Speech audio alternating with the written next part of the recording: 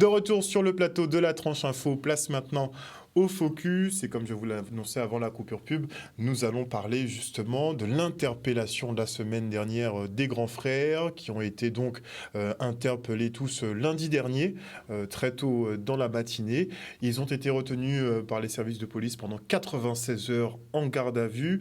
À l'issue de ces 96 heures, ils ont donc été déférés devant le magistrat instructeur. C'était donc vendredi matin. Puis ils sont passés en comparution devant le juge des libertés et ils sont effectivement tous placés en détention provisoire au centre pénitentiaire de Bémao. Donc ils sont 7, on ne va pas parler du policier qui est inculpé dans cette affaire, mais nous avons donc 7 grands frères qui sont actuellement détenus au centre pénitentiaire de Bémao. Et les 7, effectivement, leur avocat a interjeté appel, donc on est dans un entre-deux en ce moment.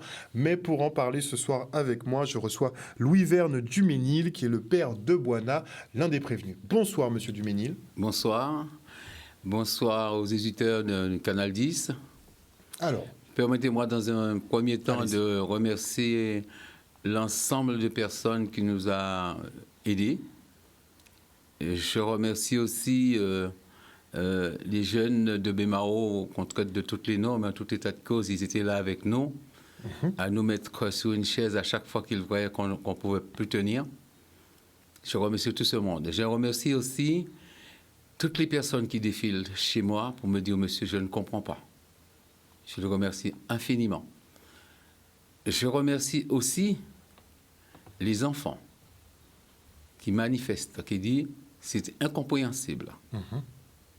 Et ces enfants-là, ce n'est pas des enfants qu'on va dire des enfants de 4 ans, de 5 ans, mais ce sont des femmes et des hommes qui sont chez eux tranquillement par rapport à mon fils qui les a aidés. Voilà. Alors, on a entendu effectivement la conférence de presse. Il y a beaucoup de questions qu'on se pose. On va commencer par le profil. Vous êtes le père de l'un d'entre eux. On les dépeint effectivement, le dépeint comme étant un des chefs de gang, donc de Chien Larry. On imagine que c'est une personnalité complexe quand même, parce qu'il y a la partie donc, associative, le bien que l'on fait, il y a la partie gang. Est-ce que vous comprenez que les gens soient un peu perdus, en fait? Mais moi, je suis perdu par rapport à la façon que c'est interprété. Mais je dis, quand un homme fait son travail, il a choisi son métier. Éducateur de rue. Ça veut dire ce que ça veut dire. C'est des sortes de médiateurs sociaux. C'est les personnes qu'on appelle quand on ne sait plus quoi faire, voilà. Concrètement. Et donc, ces personnes-là, ils sont appelés à aider les gens que l'État français a rejetés, puisque ce n'est pas nous qui devons amener la paix. Et ce n'est pas ces gens-là qui doivent amener la paix. Donc, c'est arrivé un moment que l'État ne peut plus faire son travail, il fait appel à ces gens-là. Donc, ils sont là vraiment pour amener la paix sociale dans les quartiers. Tout à fait. Pour pas qu'il y ait de débordements. C'est un peu ce qui s'est passé en 2009, finalement? En 2009, je dirais, si ce n'était pas le Chien Larry, qu'on dit Chien Larry, qu'on traite de gang et tout ça, il n'y aura jamais de paix en Guadeloupe. Moi-même, j'étais le réceptif d'American Eagle. J'allais chercher des Américains qui veulent savoir absolument rien de l'histoire de grève, les Français. Vous avez un contrat, monsieur, vous déposez mes équipages à l'hôtel. Eh bien, il fallait que je me fasse escorter par la gendarmerie, que je tire mon chapeau. Ces gendarmes, bon, je dis tout ce qu'on veut maintenant, ces gendarmes-là, ils sont servis pendant un moment, assistance sociale. C'est quand je vois la façon qu'ils traitaient les petits jeunes pour lui dire « rentrez chez vous », ils ont servi pendant un moment assistance sociale. Je remercie aussi des gendarmes qui faisaient leur service militaire. Ce n'était pas encore des vrais. Eux aussi, je les remercie en 2009, pardon.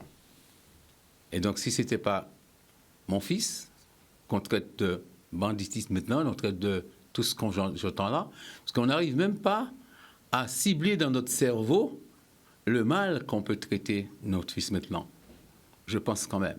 Si l'État français avait fait son travail, on ne serait pas là aujourd'hui. qui n'avait pas eu à intervenir. Mais il faut qu'on en sache plus justement sur le personnage. Donc, de ce qu'on a pu voir à travers les reportages, il organisait des dons de vêtements, il organisait des collectes, il gérait aussi un studio d'enregistrement pour les jeunes de Bemao. Donc c'est un peu ça. Voilà, on va commencer déjà par cette histoire de vêtements. Eh bien, c'est des cartons et des cartons de vêtements que les gens apportaient à Frédéric pour pouvoir distribuer aux gens qui n'en avaient pas de vêtements. Et ces gens-là, les gens qui nous donnaient des vêtements, qui donnaient des vêtements à mon fils, ils ne faisaient pas du n'importe quoi. Les vêtements arrivaient pratiquement repassés pour que les gens ne se sentent pas démunis comme on les traite là un peu rabaissés. Rabaissés, comme vous dites. Et aussi, c'était redistribué par des gens qu'on méprise là maintenant. Et ces gens-là, ils n'ont pas été payés comme dit certaines personnes qui nous traitent de tous les noms, qui touchent des millions et des millions de salaires. Ils n'ont pas été payés. Et là maintenant, on les traite de bandits. Mon fils a pris ce caractère de mon côté. Ce qu'il fait là maintenant, j'ai fait ça toute ma vie. Pas le banditisme. De donner, de recevoir, de récupérer dans la main droite, de remettre dans la main gauche. De se déshabiller pour donner aux autres. Mais certains vous diront qu'il avait peut-être deux facettes. La bonne facette, qui donne et justement qui fait ce travail de rue, et peut-être la partie gangster aussi. Parce qu'il est dépeint comme étant finalement chef de gang, chienari, quoi. Il ne fallait pas que l'État français qu'il met ce qu'on appelle le médiateur.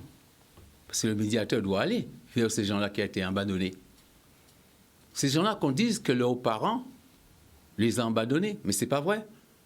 Quand on envoie nos enfants à l'école, jusqu'à un certain niveau, c'est maman, papa, tonton, le tata qui les amène à l'école. Mais il devient ce qu'on dit là maintenant. Quand ils arrivent au lycée, qui doit s'en occuper? C'est la population ou c'est l'État français? C'est pas mon fils. C'est mon fils qui doit aller s'en occuper. Eh bien, il s'est en occupé, mais il s'est en occupé correctement.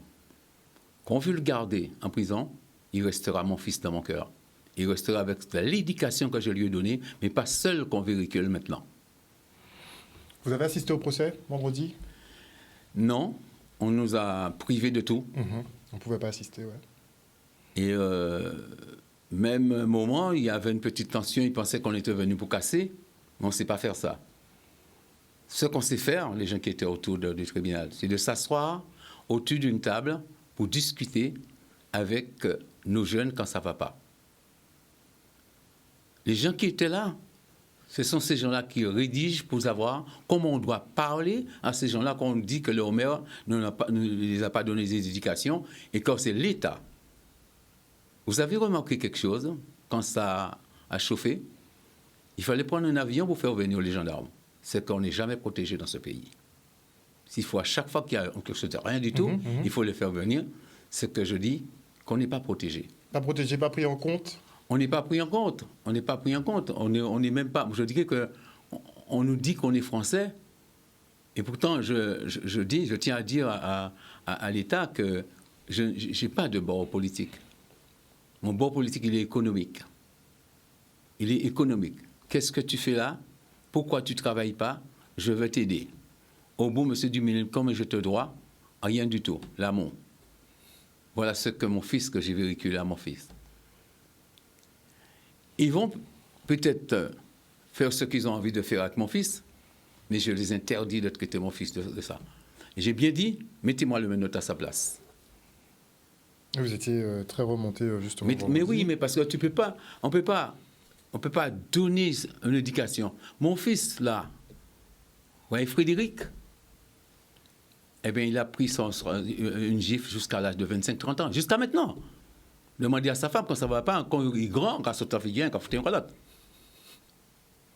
Quand je dis tu viens à la maison, quand je dis à tous mes enfants, quand ça ne va pas chez eux, je dis vous venez à la maison d'où vous revenez.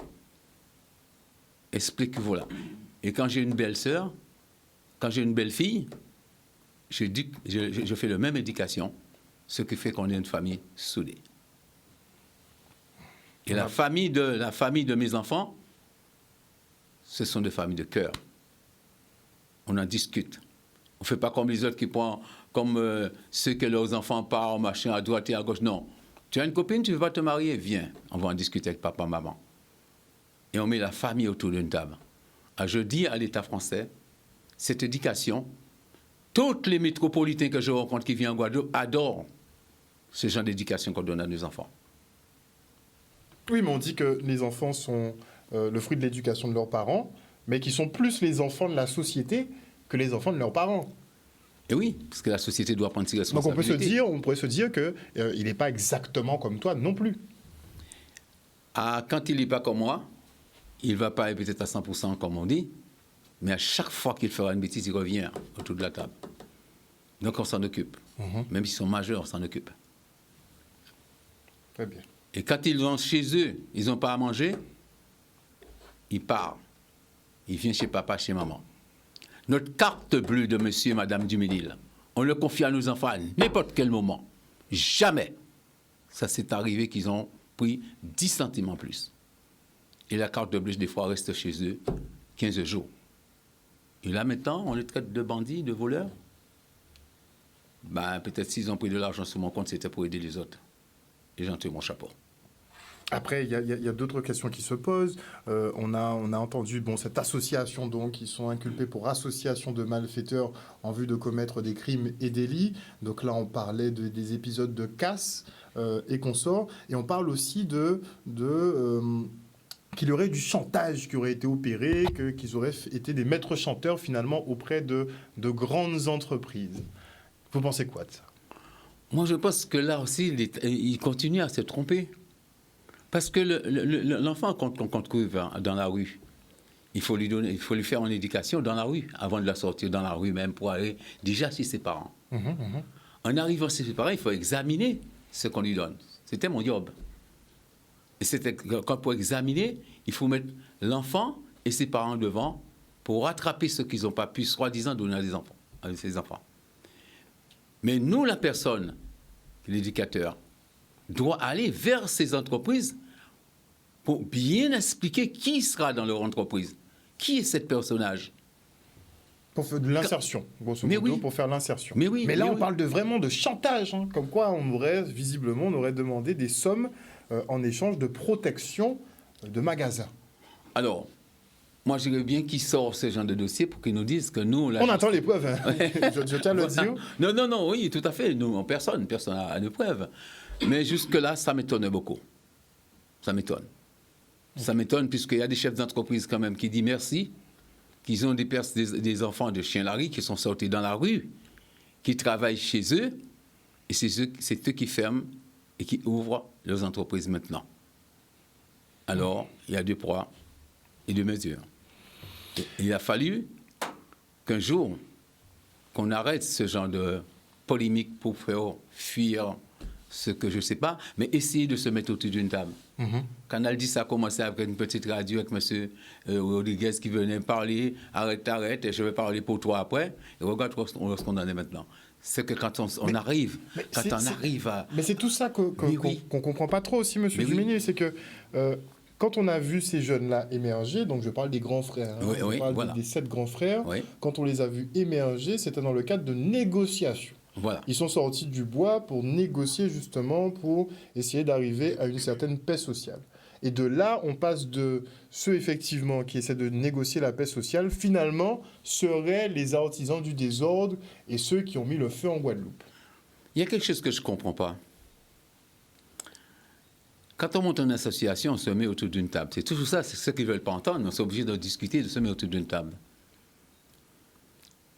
Une association qu'on vient de créer, si j'ai bien compris, j'ai écouté le procureur, mais peut-être bien que je ne saisis pas bien ce qu'il a dit, ils ont créé cette entreprise pour prendre l'argent public, l'argent des élus, pour remettre dans ça, pour commettre des émeutes, comme il a dit. Voilà, en gros, c'est ça. Ce serait créer une structure pour rediriger des fonds, des fonds régionaux, enfin des collectivités. Voilà. Mais c'est du fraction de seconde qu'on appelle ça. Une fraction de seconde. Moi, je dis, ce qu'il dit là, ce qu'ils ont fait là, et pour entrer cet argent qu'il dit, c'est du fraction de seconde. Parce qu'on peut entendre tout ce qu'on veut. Et quand c'est des couchés sous papier, qu'on peut dire, qu'on punit, et qu'on traite les gens. Mais justement, comme on n'a pas beaucoup de retours, les avocats ne veulent pas trop se prononcer, puisqu'on est, comme je le disais, en fait, on est tous pareils. Tout le monde est un peu pareil. Ouais. C'est vrai que c'est difficile de parler, puisque ils ont été plutôt condamnés, mais en même temps, ils ont tous interjeté appel. On n'a pas pu assister au procès, malheureusement. Donc, on n'a pas les éléments de preuve qui les condamnent ou pas. Donc, c'est vrai qu'on parle un peu sans savoir, et même les avocats finalement, c'est assez limité. C'est limité, oui. Je peux vous dire que c'est la première fois que je vois ça en France métropolitaine. Donc on ne vous a pas parlé, l'avocat par exemple de votre fils ne vous a pas parlé de preuves, qu'ils ont des preuves claires. Mais il a fallu qu'il les inculpe. Il a fallu qu'elle avait quelque chose de concret pour nous dire. Parce que s'ils sont placés en détention provisoire, c'est techniquement qu'il y a des éléments solides pour les accuser. Oui, mais il a fallu que les avocats aient ces éléments-là pour porter à la famille. Donc ils n'avaient pas, avant vendredi... Moi, je n'ai jamais vu une cacophonie comme ça, des mots. Je demande pardon à tout le monde, mais c'est comme ça que je vois. Parce qu'on essaie de mettre quelque chose en place dans ces mots-là, et quand on revient, les mêmes mots reviennent, on ne comprend pas. On ne comprend pas. Mais la seule chose que je dis, et je le répète, j'ai bien éduqué mes enfants, mon fils aussi.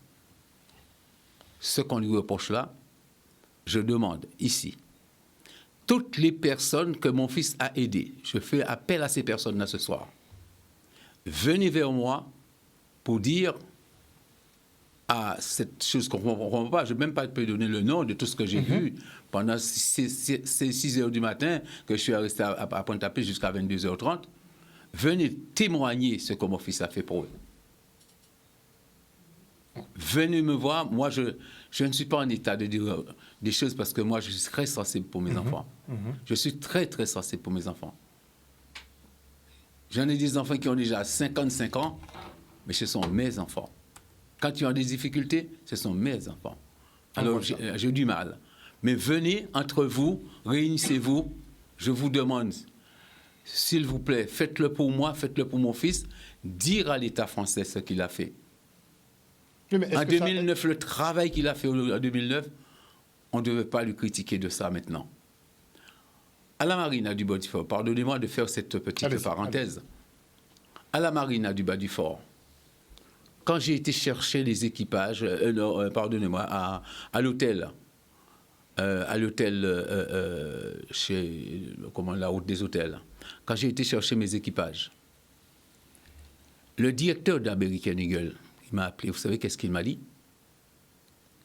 Votre problème de grève, ça ne me regarde pas, monsieur. J'ai un contrat avec vous. Si les pilotes arrivent en retard, vous allez payer les frais de piste. J'ai trouvé personne. On appelle les pompiers, il dit, je ne peux pas. La gendarmerie dit, ah, mais vous-même, vous voyez que nous, on ne peut pas passer, qu'est-ce qu'on peut faire pour vous? Il a fallu que j'ai fait appel à les petits bateaux, les bateaux de pêche, pour ramener les équipages après le pont de la Gaba, le pont de l'Alliance, et de faire venir un autre collègue du pont de l'Alliance pour les amener à l'aéroport et qu'il me rappelle rapidement, parce que les Américains, c'est le numéro du véhicule qu'on donne dans le contrat, c'est ce véhicule-là qui doit transporter. Et si on le transporte par un autre véhicule, il doit être prévenu 48 heures avant.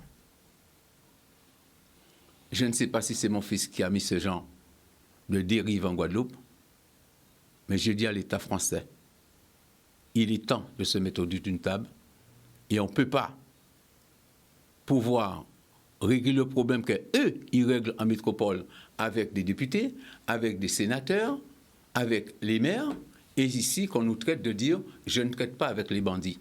Moi, voilà comment je prends ce truc-là. Quand on dit qu'on ne traite pas avec les bandits, on met toutes les Guadeloupéens dans le même sac. Et pourtant, vous traitez une petite, vraiment quelques personnes de bandits, mais vous passez à l'action, tout le monde on va prendre ce coup-là. Alors, il est temps de se mettre autour d'une table, de discuter. Nos élus, peut-être qu'ils ont tort. Peut-être qu'ils ont tort, nos élus. Peut-être que l'État a tort. Peut-être que nos enfants, ils ont tort. Si les enfants arrivent dans la rue, c'est que il y a quelque chose qui a cloché. Il y a quelque chose qui a cloché quelque part.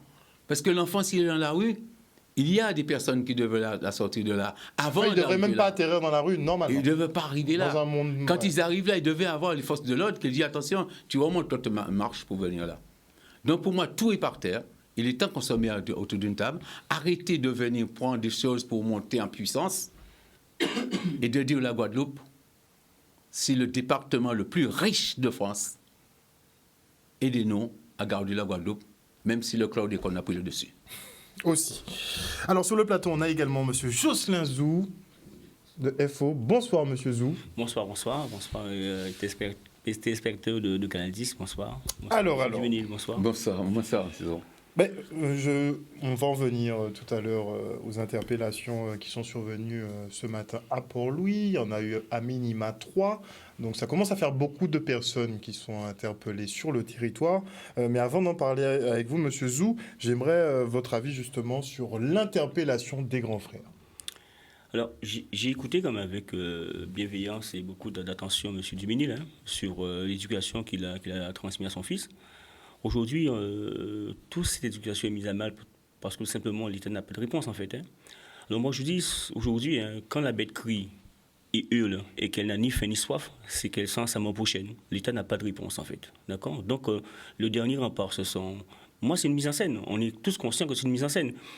Comment peut-on penser, imaginer un seul instant que des personnes qu'on a comme référence, des grands frères qui militent à leur niveau, qui sont des références en la matière, qui sont des têtes de pont, où les politiciens, certains projets sont faits autour d'eux, donc ils estiment qu'ils représentent quelque chose. Aujourd'hui, ils sont personne non grata parce que tout simplement, on sent qu'il y a quelque chose qui se trame, d'accord ?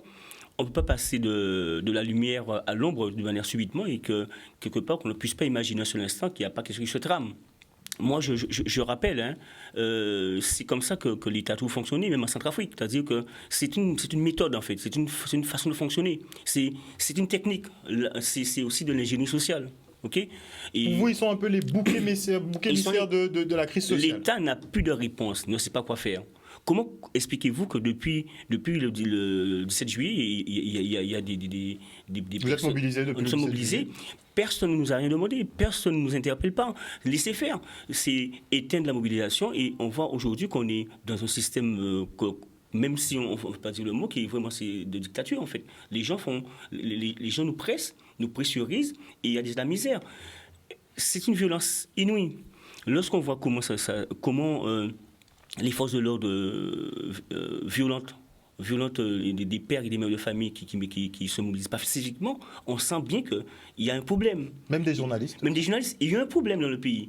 Comment ces personnes sont arrivées là, d'accord ? Et malheureusement, c'est en quelque sorte l'hypnose de masse. On sait comment ça fonctionne, l'hypnose de masse.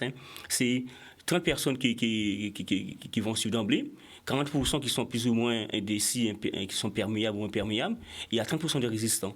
Et c'est faire taire ces 30% de résistants, en fait, pour qu'ils les ramènent à l'hypnose de masse. Donc, nous sommes cette forme d'ingénierie sociale. Aujourd'hui, on sent qu'il y a quelque chose qui est en cours, et cette contestation sociale qui monte, qui ne faiblit pas, parce qu'on est conscient aujourd'hui, il faut dire les choses comme ça se passe, comme on le ressent.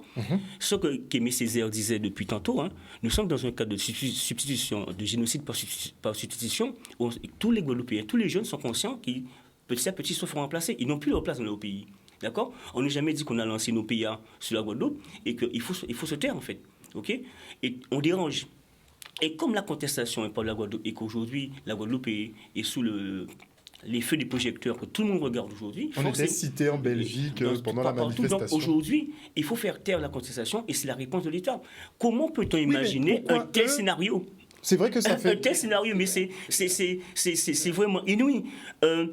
Des personnes qui étaient avec des élus, qui discutaient, qui ont échangé le vendredi, et le lundi, on les arrête. Ils sont sous écoute. Il y a tout un scénario qui est fait. C'est la première fois qu'on voit un procureur de la République qui prend fait et cause alors qu'il a normalement une posture de neutralité, d'accord ? Qui même dans le scénario inclut le collectif, alors que ça veut dire que moi... Oui, il y a des ramifications. Alors honnêtement, M. Duménil, je ne connais pas votre fils, oui. D'accord ? J'ai entendu parler, je ne connais pas les grands frères. D'accord. J'en ai toujours entendu parler en termes de référence. J'ai vu des vidéos la première fois avec M. Chalus, M. La Servat. réunion avec M. Chalus, M. Servat. C'est comme ça, j'ai vu. Non, honnêtement, je ne les connais pas. Donc, je ne peux pas imaginer un seul instant qu'un tel scénario des pères et de mères de famille mobilisés serait comment dire ça, de contusion avec une bande de mafieux organisés, alors que ceux-là même qui sont aujourd'hui décriés étaient jadis des lumières, des porte-drapeaux pour la jeunesse. Donc, il y a un moment donné, d'accord, il faut qu'on se pose des bonnes questions. Quelle est l'intention de l'État? Ouais. Qu'est-ce que l'État compte bien? Qu'est-ce qu'on nous cache derrière tout ça? Alors, j'entends bien, hein, alors on nous dit, alors, j'entends aussi des politiques qui profitent pour régler leur compte, hein, d'accord, qui veulent que ça aille plus loin parce qu'ils veulent certainement voir d'autres amis, collègues ou des ex-camarades emprisonnés. Mais on se demande si après les grands frères, ce seront pas on voit bien, les leaders syndicaux. On voit bien que certains profitent de cette situation-là pour régler les problèmes, alors qu'aujourd'hui, je dis qu'il y a un problème. Dites-nous tout, monsieur Zou, est-ce que vous avez des petits soucis? Est-ce que vous êtes dans le collimateur? On ne sait pas. Moi, je vous dis, bon, on est tous surveillés. Nos téléphones sont sous écoute. On n'a pas de vie de famille, on n'a pas de vie. C'est la pression, d'accord? On me menace aussi, hein, d'accord? Sur les réseaux sociaux, il y a des gens qui disent tout et n'importe quoi. Et on est peut-être à doubler ou comment dire ça, on inspire adulé par certaines personnes, mais aussi on crée aussi des tensions dans d'autres communautés qui veulent nous voir choir, hein, veulent nous voir échouer, d'accord? Mais il n'y a pas de quoi vous envoyer en prison, dans le cadre des événements sociaux. Non, mais on peut, quand je vois comment ça se passe, hein, nul n'est l'abri. Moi, j'estime être un homme lisse, mais aujourd'hui, on ne sait pas le matin s'il n'y a pas un montage en épingle, d'accord? Les gens ils sont dans votre vie, c'est vraiment... Là, il y a peut-être des mafieux, mais l'État, c'est organisé en mafia. Parce que comment pister, comment persister lorsqu'on voit réellement qu'il y a une problématique dans le pays et qu'on n'arrive pas à gérer la problématique, et la seule alternative c'est la violence. Alors moi je veux quand même faire ce parallèle, c'est pour les gilets jaunes. J'ai vu les gilets jaunes, la préfecture de la Haute-Loire a été incendiée avec du monde à l'intérieur. On a incendié le véhicule de député. Oui. Et pourtant, on n'a pas eu cette réponse-là. Pourtant, les politiques ont reçu les gilets jaunes. D'accord? Nous sommes loin de ce scénario et personne ne nous regarde en fait.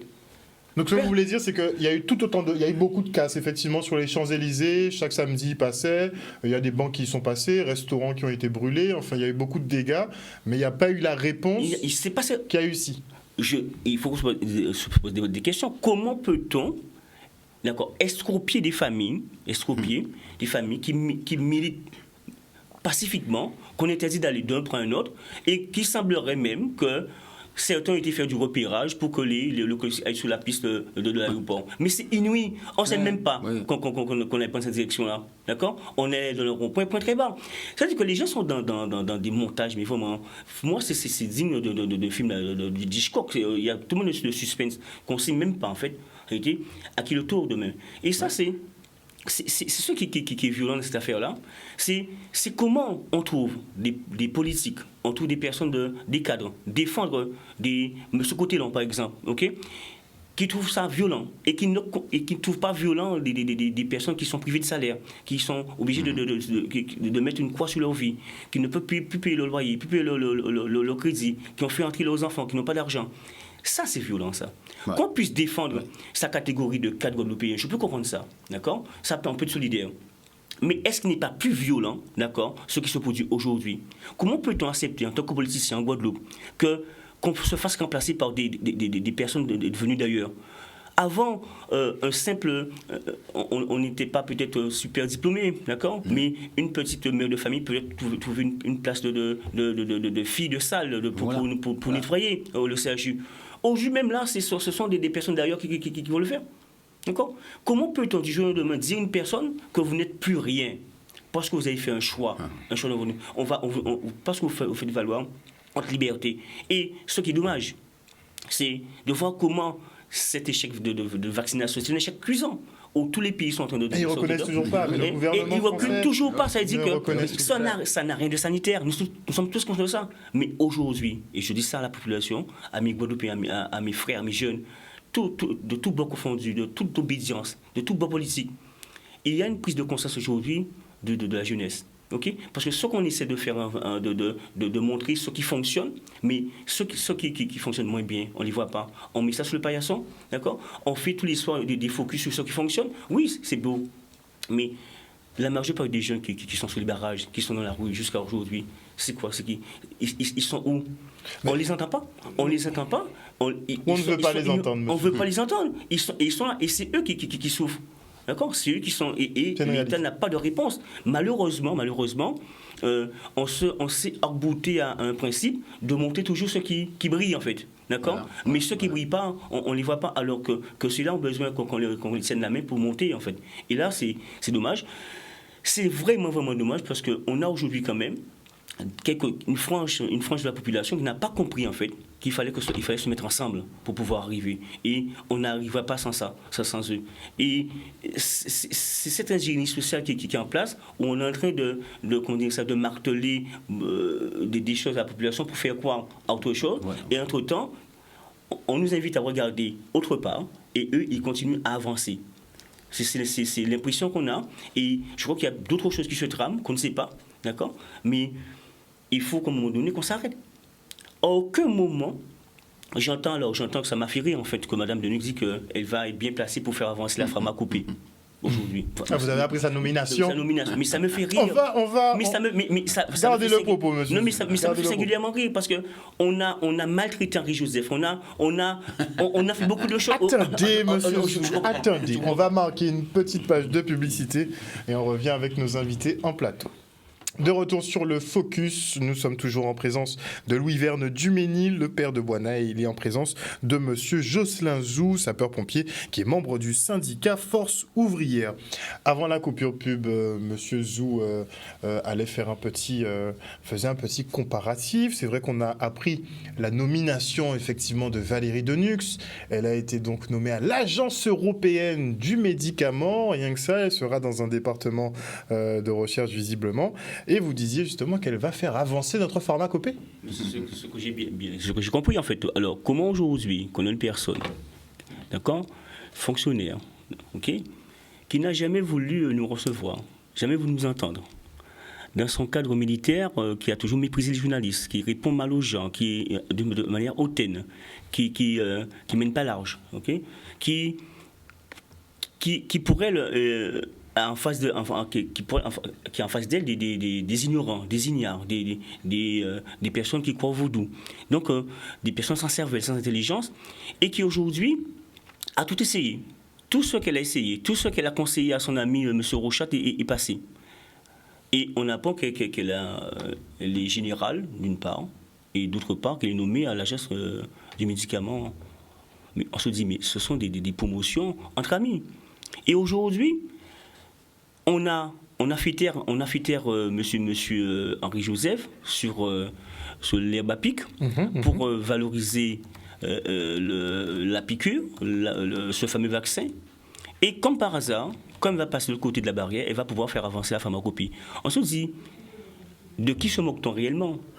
Dans quel monde on vit? D'accord? Voilà une personne qui a bafoué toutes les règles, qui nous a malmenés, qui nous a trimballés de droite à gauche, de revers droit, de smash, de tout, okay, et qui reçoit une super promotion, qui a fait du bon travail, du bon boulot. Mais ça nous fait penser à Agnès Buzyn, qui nous a dit qu'il n'y aurait pas d'épidémie en France, avant de démissionner pour aller faire ses élections régionales.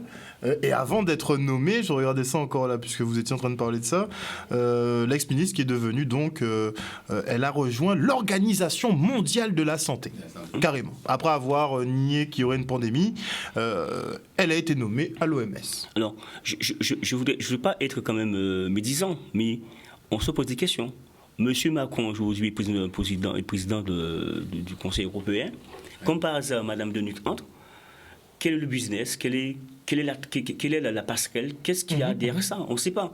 Est-ce qu'ils ne vont pas profiter de faire passer tout ce qu'il y a à faire passer rapidement pour imposer aux Français de nouvelles règles, de nouvelles contraintes, de nouvelles mesures coercitives pour pouvoir avancer.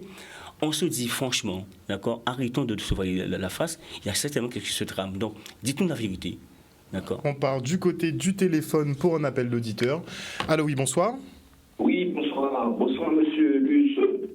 On vous écoute, allez-y. Eh bien, Ah, ça va pas être possible.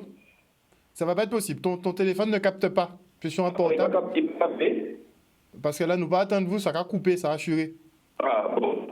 Mhm. Il a capable d'attendre vous bien même. Là, nous commençons à attendre vous. Ouais. Allez où?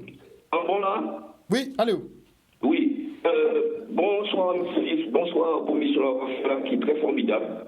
Et moi, quand j'étais revenu, effectivement, là où vous entendez, effectivement, il y a arrêté ces petits bouts-là, et qui est des médiateurs de rue, en fois l'État français mettre ça en place pour aider les jeunes qui sont dans la rue, sortir, ils font un bon travail. Et je dis qu'à attendre qu'il y ait arrêté ces petits bouts-là, ça vraiment criminel. Mais c'est ça qui est criminel, ça vraiment criminel. Pourquoi on dit ça? Parce que c'est normal. C'est normal que ça fait comme ça, parce que l'État français n'a pas une solution pour sortir de la crise là, ils mettent les gens là. Donc, faire chercher un bouc émissaire. Mais sortir à garder les infos. Ils faire comprendre que normalement, que les gros groupes, c'est tout cas de l'argent. Mais c'est témoigner. On n'est pas Oui. millénaires. C'est très bien, attends. que c'est ça, demander l'argent. Et sortir qu'il faut, il y a un problème là. C'est là pour qui j'en sais ici, et monsieur le ministre, quand même aussi, parce que moi-même, je bâti mon même médication là, c'est moi qui bâti mon magasin. Donc, si tu me dis qui est normal, si on peut avoir une pour ça, c'est que ça fait partie. C'est l'État qui dit ça. L'État français pas pour là, puis donc faire devant Bordeaux. C'est monsieur toujours fait ça. Faire devant Bordeaux pour dire que ça fait tuer le mouvement là. Et alors, quelqu'un fait à présent, il n'y a pas de qui a tué, il n'y a pas de gazé, il n'y a pas de gaz, il y a très bien. Mais le problème, c'est si vous avez une raison quelque part, et vous faites ce travail sérieux, et c'est normal que vous faites créer une association. On ne peut pas créer, ce n'est pas une association. Et après, on va discuter, on va faire un projet, et on va travailler avec les élus. C'est ça que, effectivement, comme si les élus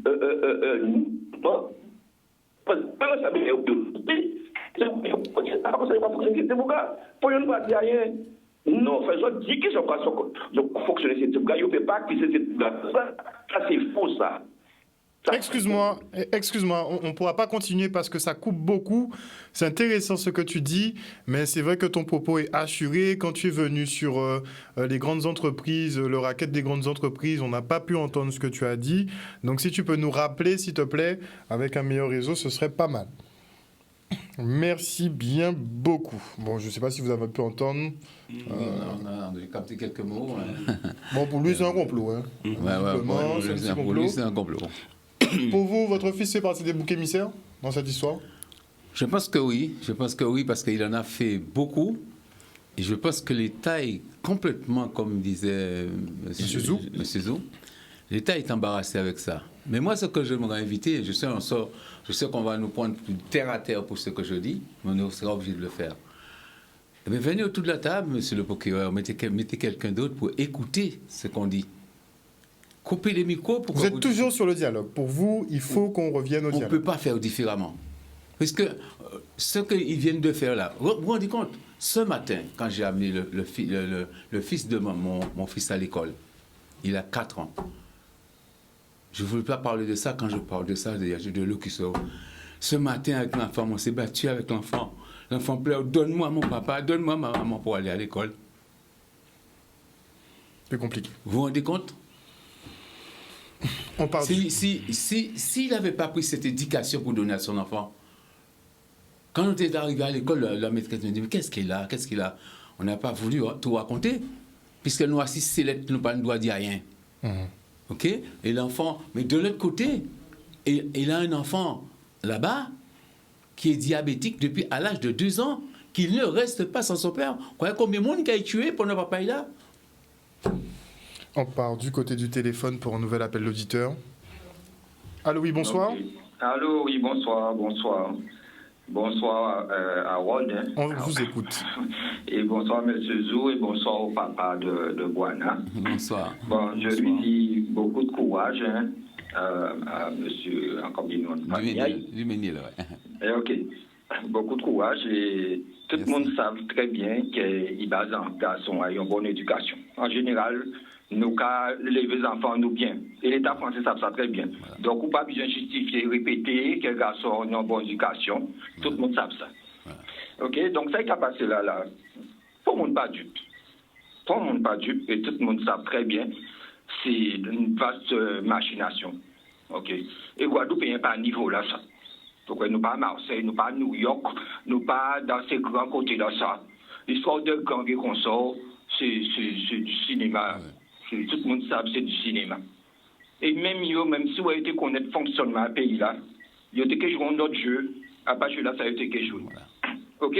Et bientôt que pour commettre un pays de drogue à n'importe qui monde qui débarqué à Casa et pour dire comme ça, ouais, il a fait trafic à drogue et comme ça. Ça, c'est fonctionnement, yo. Ça, c'est fonctionnement, yo. Et pas qu'on n'est pas en Guadeloupe. Donc, donc, Bao, en fait, c'est Bouga au bluff. Et il n'y a pas ni pour preuve alors, parce que quand même, yo. Si il y a ni preuve, c'est preuve yo fabriqué. Si ni preuve, c'est preuve yo fabriqué. Parce que si c'est capable, eh bien, c'est ce qu'il entre à Casa, il faut drogue tout partout à Casa, on va débarquer du drogue à Casa. OK? C'est à ce niveau-là, ça y est. C'est à ce niveau-là, ça y est. OK? Et en ce moment, dans la télé, là, il dit à partir du 20, la police parisienne débarque pour aider les gens à arrêter. Franchement, mais non. C'est pas des Guadeloupéens pour des chambons. C'est nous prendre pour des chambons. C'est tout. Et ce qui est incroyable dans ça, c'est nos hommes politiques qui sont fermés. Excusez-moi du mot. Bouche à yo fermé. Et c'est yo qui a permis ça qu'a fait là. C'est yo. Mais yo dit que yo mêlé là-dedans. Mais yo mêlé ou pas moi, yo dit que yo mêlé là-dedans. Pour qu'il a mêlé yo dans ça, pour qu'il a dit comme ça politicien qui a eu l'argent, pour qu'il a jamais mêlé yo dans ça. Déjà mêlé yo dans ça. Alors que nous honnêtes mi commun, on nous met nous ensemble pour nous régler ça. On nous met nous commun dans ça. Regardons simple. Entre ça est passé au CHU là. Je ne pas payer ces gens là. Mandonix dit comme ça, qu'il dit qu'on ne paye ces gens là. Pourquoi il a dit ça? Il a qu'à mêler déjà pour dire ça, alors placez vous côté long, à pas l'État français. Voilà. Mais ça dans ça, nous, et c'est mon pas de subtilité. Environ pas de temps en France, on a fonctionnement, c'est mon Oui, mais yo que dire que à pas de Nux et côté long qui chirait la pointe, par exemple. Yo que dire qu'il n'y a pas yo qui fait ça. Mais ça, il vole tout partout. Moi, t'es quand grand trouillant, ton obédience, ça fait encore organiser, moi, voler, c'est pour voler 2 jours après, il va arrêter. Vous avez dit que pas forcément tes bizins ni commanditaire. Non, pas commanditaire dans ça. C'est Bouga qui habite chiré, bijouterie, c'est Bouga pour une opportunité, c'est Bouga sauter. Alors ça fait tout partout. Ça va être essentiel à la Guadeloupe, ça. Nous profitons de différents magasins à aussi. Tout le monde fait la mêlée, tout le monde a prévu ça, on peut faire. Voilà. Pourquoi dire que nous pas savons? Mais dans les criminels de commenter, c'est pour gâter au futur, au cadre, les butins, il y a quand c'est pour gâter l'entrée à l'aéroport, franchement. Alors, si Guadeloupe est influencé à l'aéroport, nous ne pouvons pas empêcher de nous envahir l'aéroport là, alors. Pourquoi passer dans la rue d'Abine, pourquoi pas l'aéroport là, pourquoi pas n'importe qui voiture, pourquoi pas recevoir les pistes là, c'est cinéma ça. Obligé de faire ça, obligé de réfléchir pour envahir l'aéroport. Mais ça pas dans nous, c'est pas nous ça. Tout Guadeloupéens savent que nous pas, c'est pas nous pas comme ça. Nous sommes peuple gentils. Nous sommes peuple gentils, nous sommes tout en beau, nous, carnaval, nous, à part nous, carnaval, nous, une façon de lutter, nous. Mais c'est mon n'a pas la pays, pas agresser, nous pas faire pour mon aïe. Yo, mais c'est mon ça. Nous ne pas agresser pour mon aïe. Si dans l'autre côté, dans le monde, c'est mon a été caché en sous-sol là, yo pas été qu'à marcher à l'état d'un pays là encore. Et en Guadeloupe, pourquoi bien, tout le monde a pommelé, tout le monde a la plage, tout le monde a une rivière, tout le monde a fait des affaires, quoi. Des plans souffrance, voilà. Oui, mais il faut comprendre ça. comme on a dit, ni plusieurs sociétés de toute façon Guadeloupe, nous quand vivre ensemble, mais oui. ni des réalités Guadeloupe, ni réalité là, les Exactement, mais bien ça, nous que dit. Et la réalité là, à une certaine pauvreté qui est ici dans. Moi, ça qui exactement, mais ça, il veut faire nous passer pour là. mais nous ne pouvons pas. Passer pour là, c'est pas ça. Mais mais comprenez-nous aussi, parce que c'est une idée à vie qu'on opposée dans tous les cas. Et si on a dédouané tout ton parti, mais attends, mais tout le monde pas tout blanc. Non, parti. On pas dédouaner, non, parti. Alors, on a dit, ça, c'est monsieur mettre en place là, pour dire, c'est pour là, qu'a fait, vite criminel, vite, franchement, franchement, faut pas déconner quand même. Association de malfaiteurs. Association de malfaiteurs. Tout Guadeloupéen pur jus savent très bien, c'est pas vrai. Tout Guadeloupéen pur jus savent que ni il y a un glisse sur roche. Il y a une manipulation derrière ça. Pourquoi j'ai fait ma putain avec les réseaux sociaux maintenant, bon, franchement, c'est nous prendre tous des imbéciles pour mon niveau quoi ça? Il y a des douaniers, il y a des nouvelles qui en France qui ont bavardé inutilement. Ça c'est lui. Mais il n'y a pas entre temps quand il y a passé, il doit pas coûter quand il a dit, il reste en France, pas en Guadeloupe. Parce que tu vas même merci en pile. réveil. Merci en pile, Grenome, en tout cas, pour appel là, nous bien tonne, ça a dit, monsieur Zou. Alors, il y a quelque chose qu'il a dit de vraiment intéressant. C'est-à-dire, il y a des gens aujourd'hui qui sont à la tête du pays, mais qui ne nous ressemblent pas, qui ne nous ressemblent pas, qui ne connaissent pas nos cultures, qui ne connaissent pas nos mœurs et habitudes. Et ce sont ces personnes-là qui nous gèrent aujourd'hui. Ces personnes-là, avant de venir prendre le poste, cherchaient à faire ce maillage-là, comprendre comment ça fonctionne. D'accord ? Ça les éviterait bien des débordements. Et surtout que ça vous aurait fait connaître aussi vraiment le pays. Dire comment... Et contrairement à ce que disent même nos politiciens, ceux qui nous connaissent, ceux qui nous ressemblent, mais qui ne sont pas nous, hein, parce qu'ils parlent pour eux, pas pour nous, d'accord ? Des Guadeloupéens, mais qui nous ressemblent, mais qui ne sont pas nous. Donc, ces personnes aussi qui les aident dans leur médisance, et se disaient, bon, pourquoi ça ne fonctionne pas ? Pourquoi il y a cette résistance ? D'accord ? Pourquoi nous, on a d'autres choses à faire valoir ? Okay ? Prendre en compte nos spécificités, nos différences. Ne pas partir dans tous les sens pour dire, voilà, la Guadeloupe, c'est la France. Non, d'accord ? La Guadeloupe a été colonisée par la France. Donc, ce n'est pas la même chose. On est des colonisés. Donc, les personnes qui nous... Alors, moi, je dis souvent ça. Et là, ils ne le comprennent pas. Si je vais en France hexagonale et que je suis un pays de blancs, d'accord ? Tous les blancs trouveraient anormal, en fait, que ce soit des Noirs qui dirigent, qui sont à la tête des institutions. C'est clair. Donc, c'est normal aussi dans un pays de Noirs, qu'on trouve anormal que ce soit des... C'est pas du racisme. C'est pas du racisme, c'est du bon sens. D'accord ? Alors, lorsqu'on envoie nos jeunes, nos enfants partent, c'est entre 10 et 12 000 Guadeloupéens, jeunes Guadeloupéens qui partent chaque année en France, mais qui ne reviennent pas. Je crois qu'on est 375 000. Hein. On est notre population en train de baisser, c'est incroyable. Mais lorsqu'ils ne reviennent pas, ils sont remplacés par qui ? Quand aujourd'hui on voit, mais je ne suis pas en train de faire, c'est pas du racisme. Nous sommes un pays multiracial.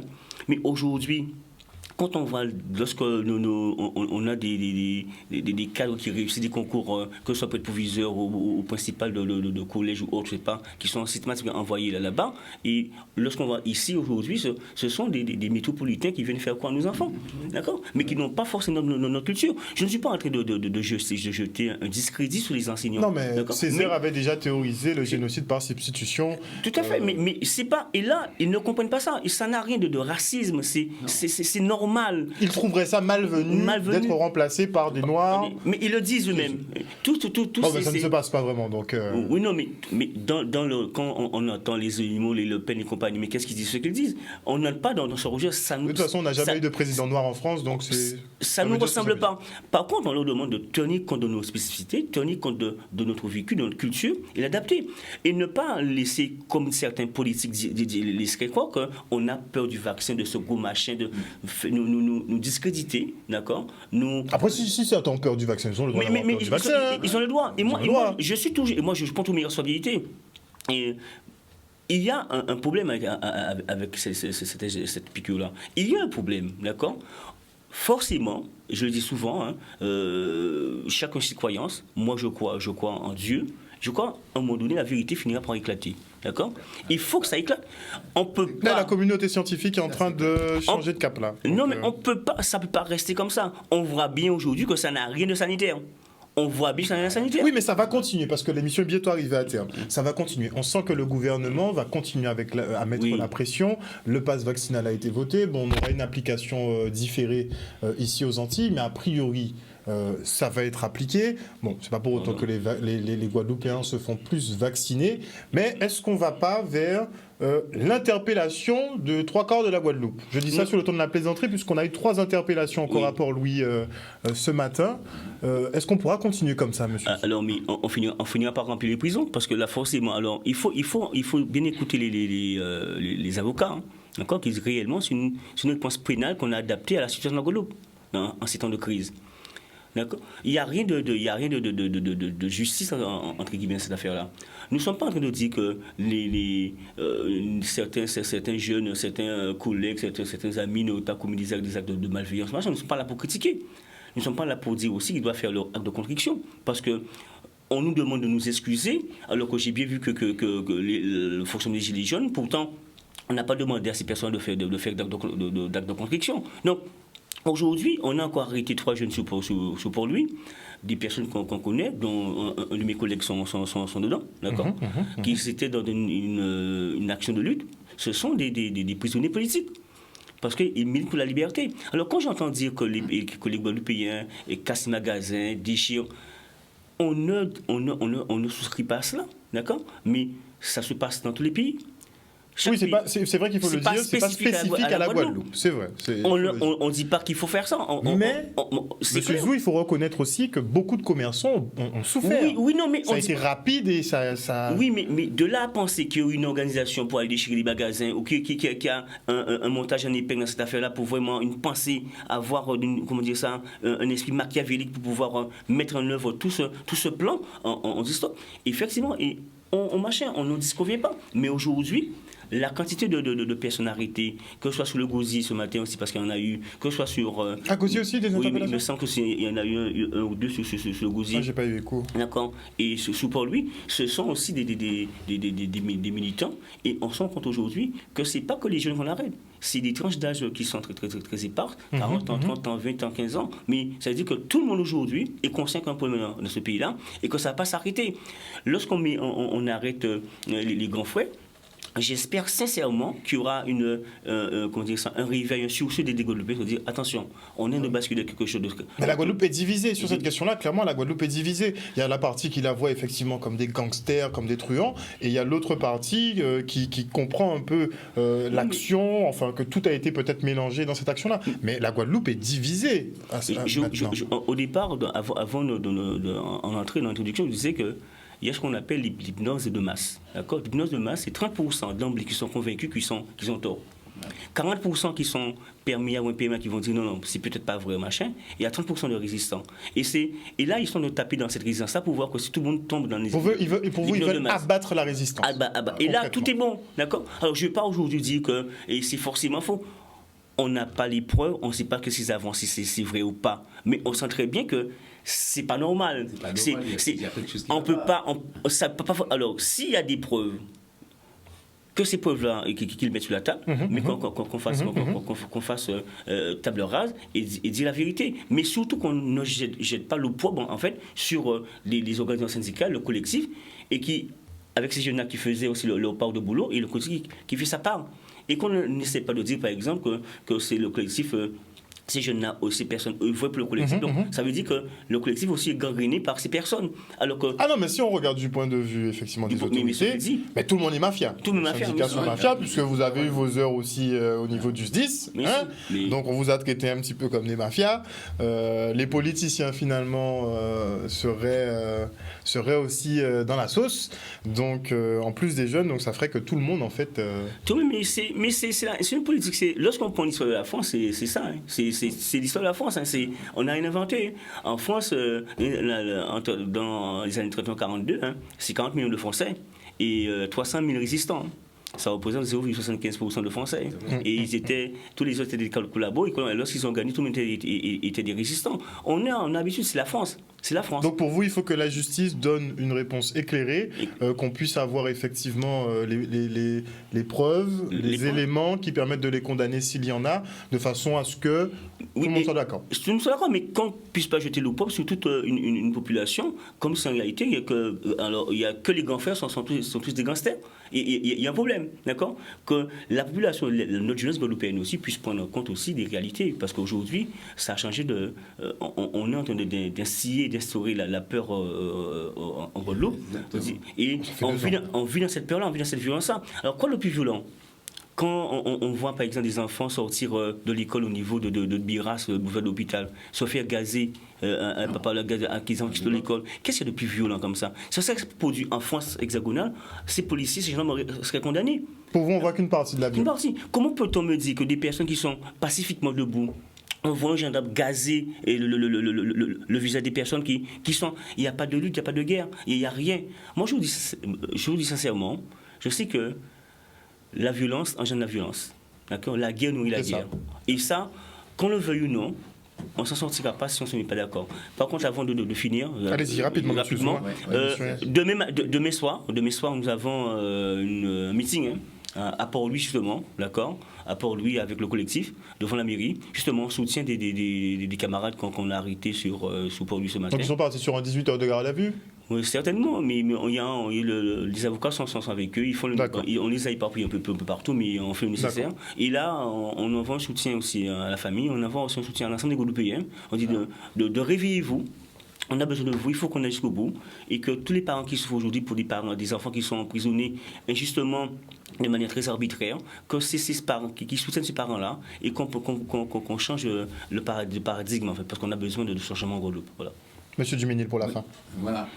Écoutez, je réitère encore à des personnes qui ont soutenu mon fils, à ceux qui l'a rendu de service, de nous amener un maximum de témoignages pour dire aux juges que ce n'est pas des bandits. Et je dis aussi, je lance cet appel aux Guadeloupéens, des fois j'entends, vous savez, je ne fais pas de télé, c'est la deuxième fois que ça m'arrive de venir ici. Je dis aux Guadeloupéens, il faut qu'on arrête. Ce n'est pas parce que vous travaillez dans un bureau, vous avez les 40% de vie chère, que vous traitez les Guadeloupéens qui bloquent les rues maintenant de n'importe quoi.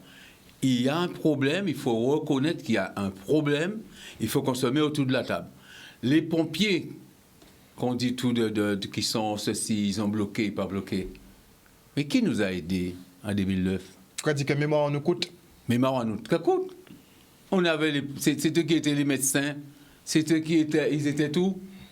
Et maintenant, pour un problème de vaccin, est-ce qu'on a pris le temps d'examiner dans le sang de tous les Guadeloupéens le nombre de taux de chlordécone que nous en avons dans le sang avant de nous donner cette piqûre. Voilà. Merci beaucoup. Ça viendra, la question de toute façon se posera. Voilà. Et techniquement, on devait avoir justement les prélèvements qui devaient être gratuits pour qu'on puisse tester les taux de chlordécone dans le sang. Je ne sais pas où est-ce que l'Institut Pasteur en est avec cette histoire-là, mais on se renseignera. On espère que ça avancera, parce qu'effectivement, certains médecins se demandent si on n'aura pas plus de complications avec ça dans notre sang, plus le vaccin. Enfin, mais moi, j'ai essayé. Beaucoup d'interrogations. 250 € qu'on m'a demandé en Guadeloupe pour faire l'examen. Je suis parti à Paris, c'était pour prendre des informations. Normalement, ça devait être gratuit. On m'a demandé 300 €. Mais le médecin que j'ai vu à Paris, il m'a dit c'est du jamais vu. On a empoisonné un peuple, on lui demande encore à payer pour savoir le nombre de taux de chlordécone. Incroyable, mais vrai. On va faire une émission.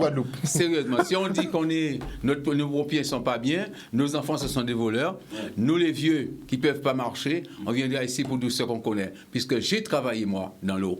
On y viendra, monsieur Denis. Ok, on reviendra là-dessus. Merci beaucoup. On fera une très bonne émission là-dessus. Merci beaucoup. Et avant de se quitter, notez effectivement que les barrages enflammés ont fait le retour du côté de Mar-Gaillard. Donc ça vient tout juste, oui.